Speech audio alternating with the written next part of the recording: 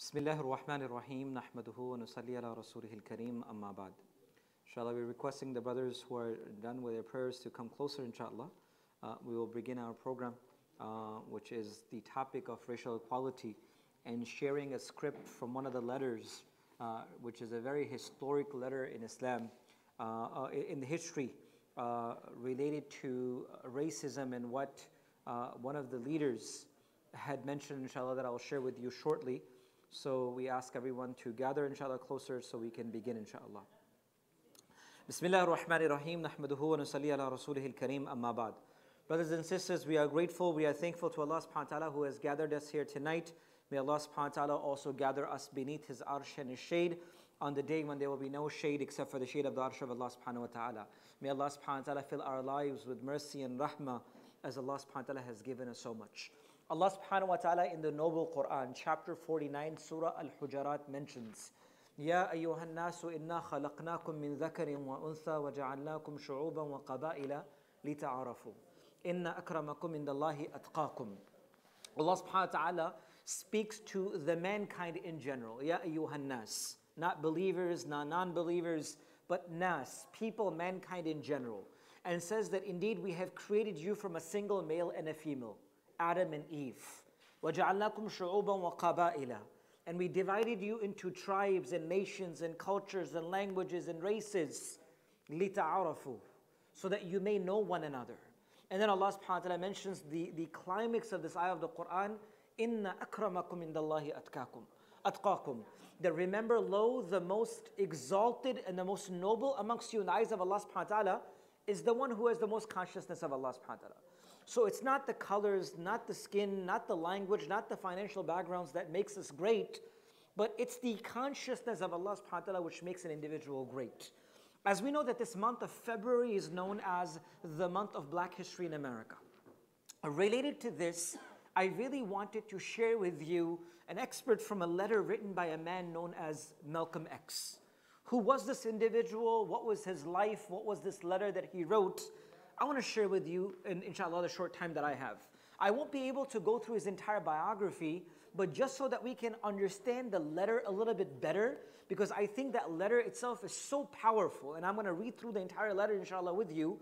But I believe that the letter is so powerful that we at least must know who this man was. Not in a lot of detail because we don't have enough time to go through his entire biography, but at least a little bit of introduction to who this man was. Malcolm X was born on May 19th, 1925 in Omaha, Nebraska. His name at birth was Malcolm Little. And the name Little came as his last name because it was known as a slave name. Because his mother, who had also taken the name Little from her husband, her name was Louise Norton Little. She was a homemaker. And the father of Malcolm X, his name was Earl Little. And he was an outspoken Baptist minister. So he came from a family which was a religious portion from his father's side, who was a Baptist minister. And he had stood up for the black nationalists from his time, and he always fought for the people. And as we know that his name, when he was born as Malcolm Little, when he grew up and he found his father fighting for the rights of the people, of his own people in color, he realized that the name given to him, Little, is a slave name, a name that is given to him not by his parents, but the people who had control over them. So he changed his last name to X, which meant that this is a lost tribe, that you stripped away my freedom. You took away my tribe. You took away my identity, and I'll keep my last name as X. So that's why he was known as Malcolm X, even though he was born as Malcolm Little. His father himself was assassinated. According to the reports that we find, it was told that it was an accident, but his father's body was found on the railroad, which, of course, many have said that it was done by a certain individual, which is more political that I don't want to get inside of. Then, of course, he was an extremely intelligent, articulate individual. Within the time frame of some of the things that he had done, he attached himself with a group known as Nation of Islam, and then from there he grew out. And in April 1964, Allah subhanahu wa ta'ala allowed him to go and perform Hajj. And when he went to perform Hajj, and of course, his bio and all that detail is not the topic for tonight's discussion. Our topic is the letter that he wrote from Makkah, and that's what I want to really share with you. So with all the things that he had done, he grew up in a household where his father was a Baptist minister. He saw his father fighting for the people of his own color, black. That's what we know from the history itself. He saw his father being killed by individual who did not like that race. So he grew up in that mentality. And even when he grew up, he always fought for that very particular purpose for his entire life. Until Allah subhanahu wa ta'ala blessed him and honored him to perform Hajj in 1964. When Malcolm X went to perform Hajj in 1964, after performing Hajj, he wrote a letter, which is known as the letter of Malcolm X from Mecca. And I want to read that to you. In some portions, I will explain a little bit more detail. And I want all of you to please pay your utmost attention to the words that this man wrote. And of course, he took his name as Al-Hajj Malik Ash-Shahbaz. This is what his name was that he had taken after, of course, his entire journey. And he was known for this.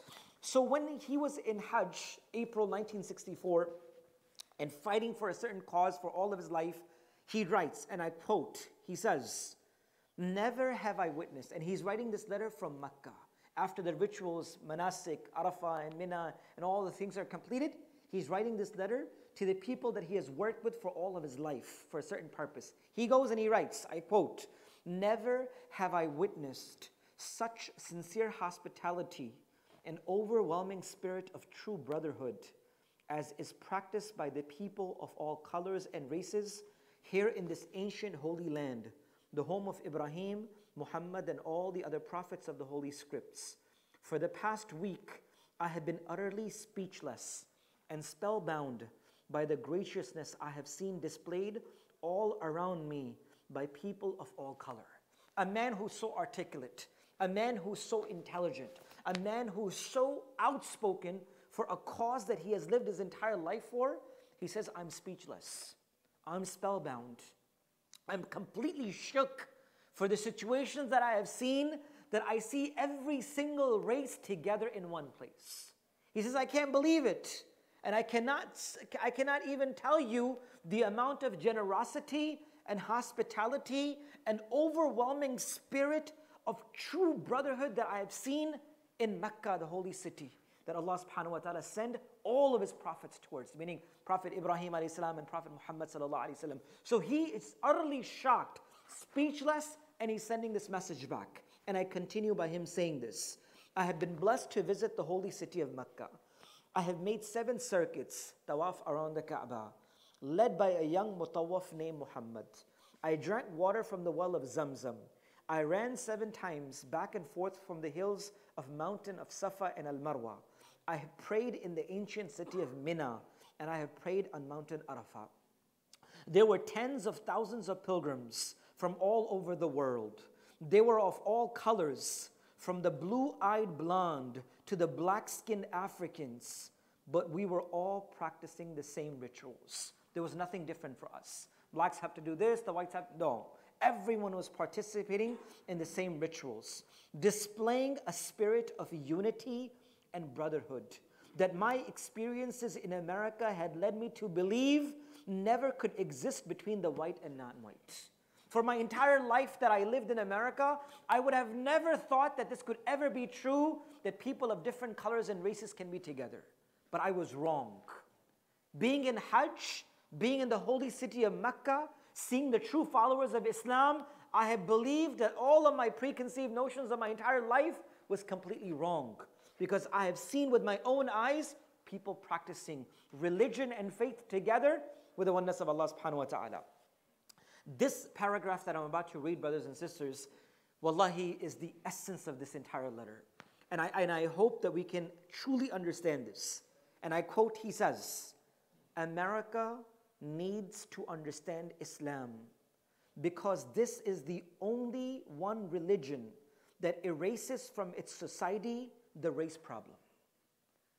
Malcolm X, the one who fought for racism, the one who fought for racial equality, the one who fought for injustices for the humanity, is saying that I wish America can learn Islam, because the one religion that can root away racism and all the race problem from its roots is Islam.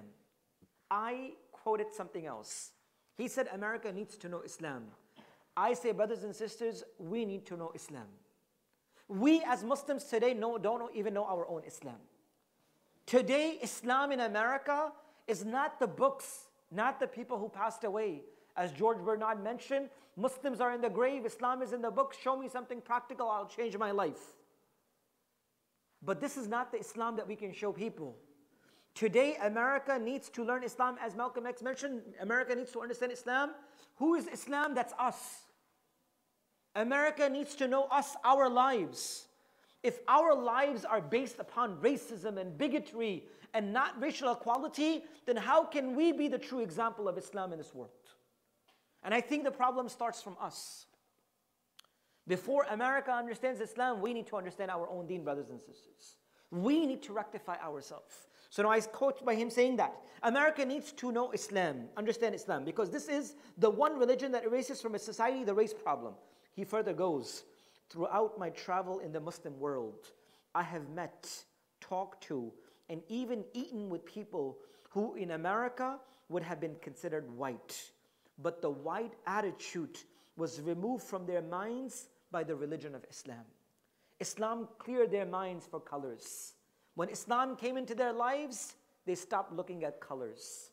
They stopped looking at languages. They stopped looking at the financial backgrounds of individuals, of how they treat others. It cleared their minds. I have never before seen a true brotherhood practiced by all colors together, irrespective of their colors. Meaning, when Islam came into their lives, the aspect of colors went away from these people's life, which I could have never thought was possible while I was living in America. And that is what Malcolm X is saying, that when Islam came into their lives, and wallahi, brothers and sisters, hadith of Rasulullah sallallahu alaihi wasallam, inna Allah la yanduru ila suwarikum wa amwalikum. Allah doesn't look at your faces and your wealth, but He looks towards your hearts and towards your action. And that is what makes us beautiful and great. And that's what Rasulullah sallallahu alaihi wasallam also told the Sahaba. When he was asked, O Nabi of Allah sallallahu alaihi wasallam, who is the best amongst us? He says, the one who fears Allah the most. He said, no, Ya Rasulullah, we are asking about lineage, families. The Nabi of Allah said, Yusuf, the Prophet of Allah, because he was the Nabi of Allah. His father Yaqub was the Prophet of Allah. His father Ishaq was the Prophet of Allah. His father Ibrahim was the Prophet of Allah. 4 straight prophets, if you're talking about family. They said, no, Ya Rasulullah, we talk about amongst ourselves, the Arabs. Who are the best amongst us? Rasulullah said, خَيْرُكُمْ فِي الْجَاهِلِيَّةِ خَيْرُكُمْ فِي الْإِسْلَامِ إِذَا فَقَهُ. The best of you are those who are the best before Islam only if Islam is in their life. Islam makes you beautiful. Islam makes you great. Not your colors, not the people that you know, not the people that you can associate with. Rasulullah gave a khutbah, which is known as the best, one of the greatest khutbah of the Prophet's life, which is khutbatul wida, hajjatul wida. The Prophet spoke in 5 paragraphs. The khutbatul wida, 5 paragraphs. In most of these paragraphs, he talked about the equality between the colors, that there's no differences of colors in the eyes of Allah subhanahu wa ta'ala. I usually get to speak to a lot of young kids, and I tell them this small story. Most of you are adult, but I can still share this with you as an example. I tell the young kids that, you know, when pencil was being made, the pencil maker told pencil 5 things. Number 1, keep yourself in good hands, good work will be taken from you. Pencil, keep yourself in good hands, good work will be taken from you. Take that as your own example. Keep yourself in good hands, good work will be taken from you. Number 2, you'll be sharpened. But sharpening is not to hurt you, but to take better work from you. You're going to do great work after that. You're going to face difficulties, but your difficulties are there to take better work from you. Number 3, you will make mistakes, but don't worry, there's an eraser with you. Erase your mistakes and go further. Don't let your mistakes stay behind. Your tawbah and your repentance and your forgiveness to Allah will always allow you to grow and come closer towards Allah subhanahu wa ta'ala. Number 4, you'll be used on rough surfaces, soft surfaces. Don't look at the surface, just do your job. You will meet people with good character and bad character and people with different mentalities. Don't worry about anyone. Treat them with the akhlaq of the Prophet sallallahu alaihi wasallam. Last but not least, my favorite, the reason why I mentioned this small story to you. Last but not least, the pencil maker told the pencil, always remember, the best of you, it's what's inside of you. What's inside a pencil? The lead, right? The lead, if there's no lead, the pencil is not going to work. Always remember, the best of you, it's what's inside of you. And for us too, brothers and sisters, the best of you, it's what's inside of you. It's not what you are wearing. It's not what you drove inside. It's not where we are living. It's what's inside of our hearts which makes us beautiful. And that's what the Quran mentions. And that's what Rasulullah ﷺ from day one mentioned about this. And that's how he was able to gather such group of individuals that they looked beyond the differences and they were so together that Allah subhanahu wa ta'ala says in the Quran, O Muhammad sallallahu alayhi wa sallam, if you were to spend the wealth of this world upon individuals, you would have not been able to gather the hearts of the people, that Allah did so because of Islam. If you were to spend the wealth of the worlds, you would have not been able to gather the hearts of the Sahaba as Allah subhanahu wa ta'ala did because of Iman and Islam. And that is the gatherer, brothers and sisters. And as we have been covering the seerah of the Prophet sallallahu alaihi wasallam, what happens?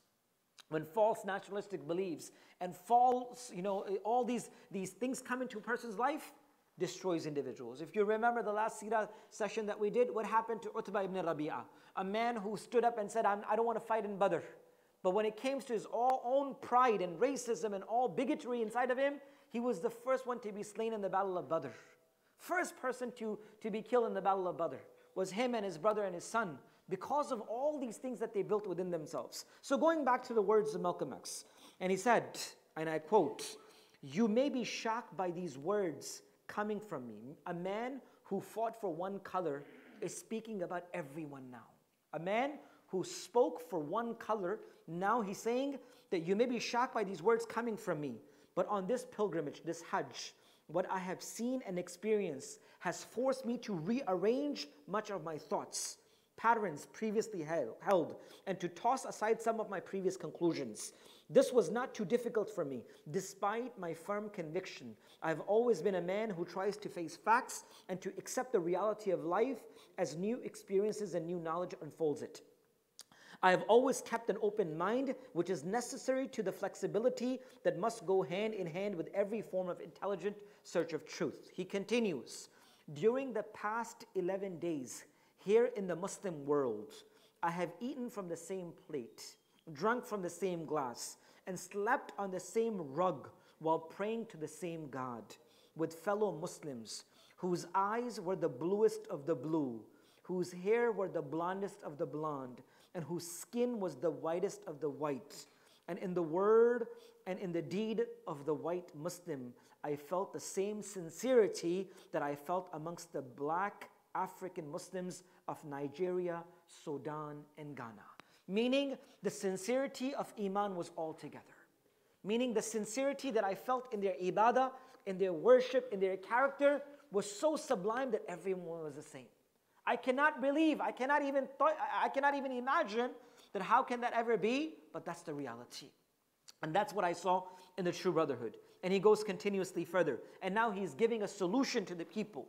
And by saying, we were truly all the same brothers, because of their belief in one God, had removed the white from their minds, the white from their behavior, and the white from their attitude. Brothers and sisters, this is not only the white, this is for all of us, brothers and sisters. That our oneness of Allah subhanahu wa ta'ala, our belief in Allah subhanahu wa ta'ala must remove from our minds the behaviors that we have for my skin color, my people, my family and my tribe. We have to get this away from us. Islam is the point which unites us together. The one who is the most exalted in the eyes of Allah subhanahu wa ta'ala is the one who fears Allah subhanahu wa ta'ala the most. That's the mentality that Rasulullah sallallahu alaihi wasallam created within his Sahaba, and we also have to arrange our thoughts. Brothers and sisters, it might be difficult, but we have to introspect our own selves. I'm not here to pinpoint in anyone, I'm here to talk about my own selves. And I ask you to look within your own selves and see if you have a portion of this in your life or not. Do I envision others because of their colors differently? The way a person is dressed, do I envision them differently? Just because they speak a different language than me, I envision them differently? Is it what I'm looking at? What are the focal points for me to look at others? That is the message that he's giving. And he said that the oneness of Allah subhanahu wa ta'ala had removed these feelings away from the hearts of these individuals. And then he goes further by saying this: I could see from this that perhaps if white American could accept the oneness of God, and he's speaking generally for us as a general message for all of us, then perhaps too they could accept in the reality of the oneness of man. If you trust Allah, if you obey Allah, if you submit yourself to Allah, then you submit and you are nice to His creation as well. One hadith of Rasulullah sallallahu alaihi wasallam mentioned, Al-khalqu ayalullah. The entire creation of Allah subhanahu wa ta'ala, it's like His ayal. Ayal doesn't mean His family in a way that they are born and comes from them, but in a metaphoric term, that every creation of Allah is His family. And the best of you are those who are the best to the creation of Allah subhanahu wa ta'ala. Khairun nas man yanfa'un nas. Rasulullah sallallahu alaihi wasallam said that the best amongst you are the ones who are the most beneficial to people. If you are beneficial to people, then you are the best of the people. And that's what Rasulullah sallallahu alaihi wasallam mentioned. And then he said that perhaps too they could accept in the reality of the oneness of man and cease to measure and hinder and harm others in terms of their differences in color. And then he goes with racism plaguing America, meaning racism that is affecting the people in America like an incurable cancer. The so-called Christian white American heart should be more receptive to a proven solution to such a destructive problem. When you have an issue, when you have a disease, and you have a solution present there, then why not take it? Take that solution. Malcolm X is saying that I was inside that disease. I was a part of that disease where we saw people of different colors as different. Even he himself used to say that I stood for one color only, not for humanity, and that was wrong himself, which he of course repented at the end. He mentions this. But he says that if you find a cure, a solution, a proven solution, then take it. The oneness of Allah subhanahu wa ta'ala, the submitting to one God is the solution for this destructive problem, which he mentioned is an incurable disease, which is a cancer in the society itself. Perhaps it could be in the time to save America from an imminent disaster. When a humanity is differed, and when people are looked away because of their colors and races, then you know that the humanity is destroyed. The same destruction brought upon Germany by the racism that eventually destroyed the Germans themselves. Each hour here in Holy Land enables me to greater spiritual insight into what is happening in America between black and white. The American Negro never can be blamed for his racial animosities. He's only reacting to 400 years of conscious racism of the white American. But as racism leads America up to the suicide path, I do believe from the experiences that I have had with them that the white of the younger generation in the colleges and universities will see the handwriting on the walls, and many of them will turn to the spiritual path of truth. The only way left to America to ward off the disaster that racism must lead towards. Never have I been highly honored. Never have I been made to feel more humble and unworthy. Who would believe the blessings that have been heaped upon an American Negro?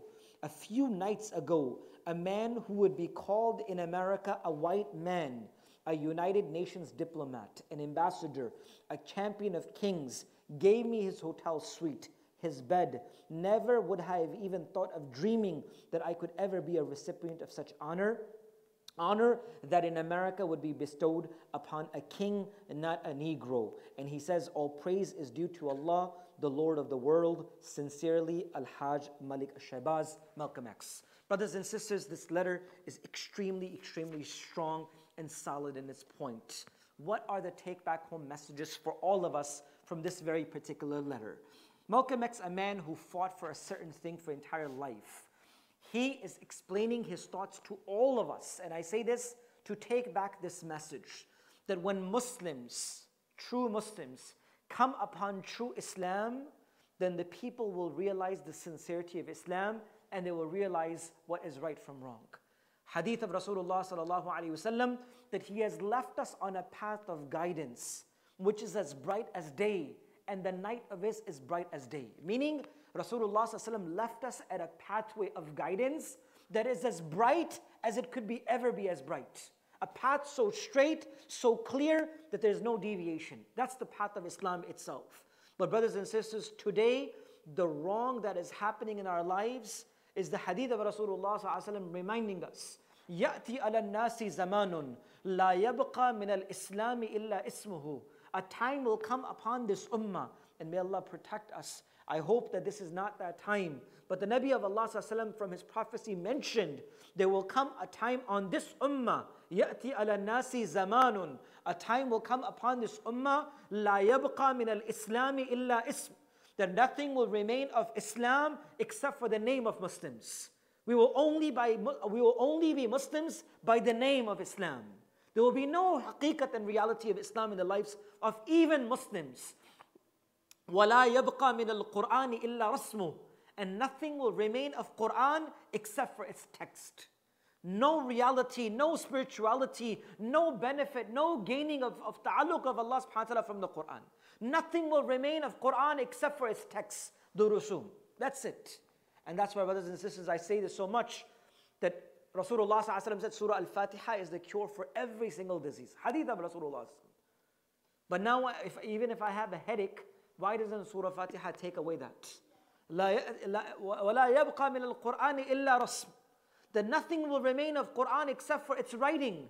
The reality of the Quran, the love of Quran, the things that change our lives are completely gone. And then Rasulullah ﷺ said, وَلَا يَبْقَى مِنَ الْقُرْآنِ إِلَّا رَسْمُهُ وَمَسَاجِدُهُمْ خَرَابًا مِنَ الْهُدَى. Allahu Akbar. May Allah protect us and our masajid. A time will come that the masjids will become empty for hidayat and guidance. Masjids will be empty of hidayat and guidance. And Allahu Akbar, the Nabi of Allah ﷺ said, the last but not least in this hadith, that the worst of the people walking on the face of this earth will be the so-called ulama of the time. Hadith of Rasulullah ﷺ. Such a time will befall upon the ummah. Such a time will befall upon the ummah that nothing of the reality of Islam will remain in the lives of individuals. So brothers and elders, mothers and sisters in Islam, my message for tonight, as Malcolm X writes in his message, that when I went to this place, the ancient land of Makkah, the home of Ibrahim alayhi salam and Prophet Muhammad sallallahu alaihi wasallam, I saw genuine brotherhood. I saw genuine belief in spirituality and sincerity of their action, irrespective of what colors and races people came from.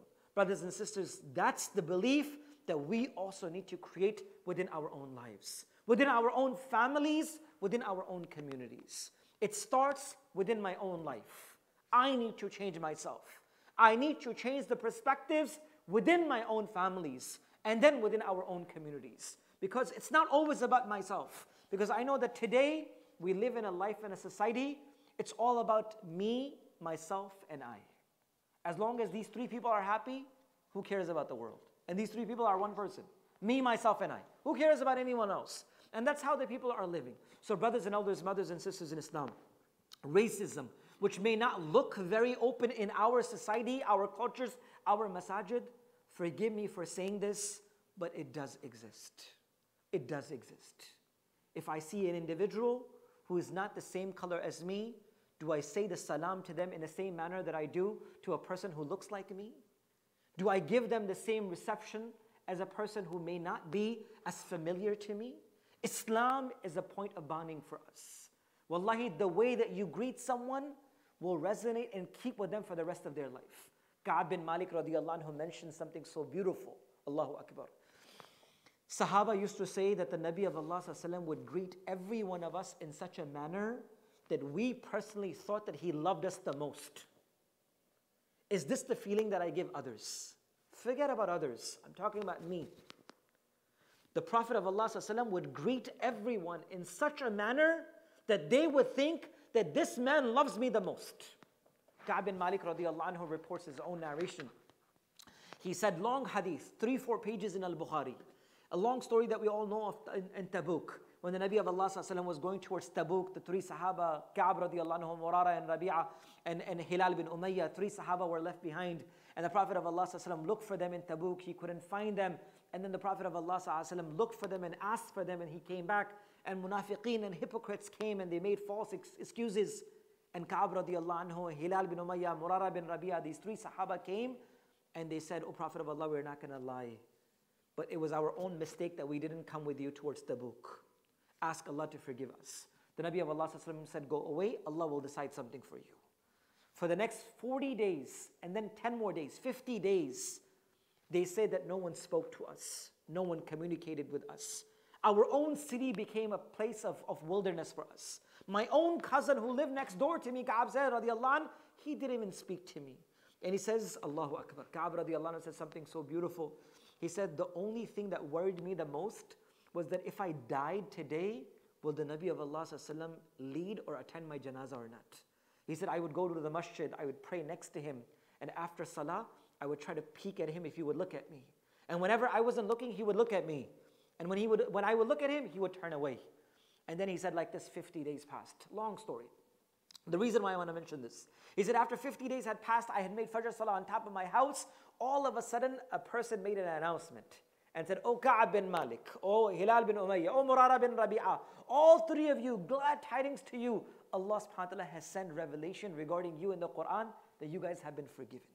He said, I became so happy that I fell in sajda in my own house, on the top of my roof. A man came to give me this news. I already received this news from the speakers, not the physical speaker, but a person who announces.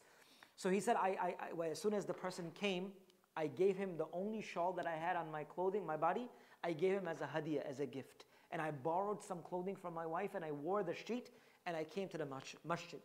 And this is the point that the reason why I mentioned this whole story is this point that I'm about to say. Ka'ab bin Malik said 50 days had passed, no one had spoken to me. I went inside the masjid and Talha radiallahu anhu was the first one to greet me. And he said, I swear by Allah, the way that he hugged me and embraced me, I can never forget in my life. The way he welcomed me, I can never forget the way that he welcomed me. He said, I forgot everything of the past, but the way that he welcomed me. Brothers and sisters, how do we welcome others?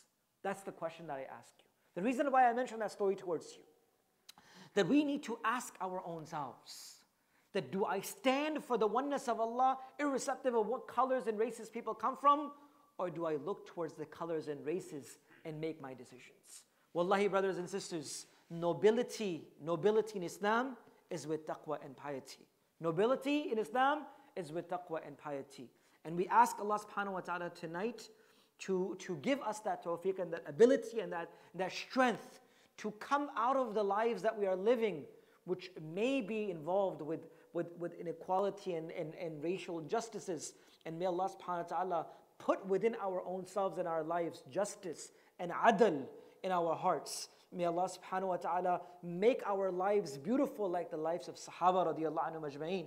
May Allah subhanahu wa ta'ala allow us to look beyond the colors and the races of people, but towards the characteristics and a'mal of individuals. May Allah subhanahu wa ta'ala clear our minds and our thoughts from the false notions that we have developed in our minds to the clarity of akhlaq and manners. And may Allah subhanahu wa ta'ala bestow upon us the beautiful akhlaq and the manners of the Prophet of Allah sallallahu alaihi wasallam. May Allah subhanahu wa ta'ala guide us towards righteousness and goodness. And may Allah subhanahu wa ta'ala accept all of our gathering here tonight. Inshallah, if the brothers and sisters do have any questions, inshallah, we can take a few questions at this moment, inshallah. And inshallah, next week we will continue to our regular series of the seerah of the Prophet of Allah sallallahu alaihi wasallam. We are going through Badr, so we will continue that inshallah next time. Yes, brother. Wa alaikum salam.